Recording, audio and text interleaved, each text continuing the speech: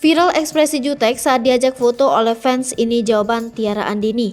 Salah seorang fans mengeluhkan sikap jutek Tiara Andini saat diajak berfoto bersama.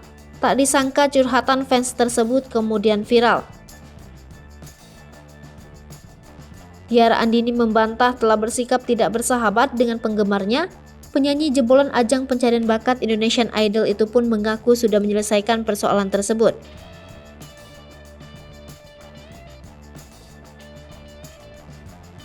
Menurut Tiara Andini, kejadian itu muncul karena salah pengertian. Tiara yang saat itu sedang berjalan bersama Alsyad Ahmad, kekasihnya, tidak mengira jika dirinya diajak berfoto bersama.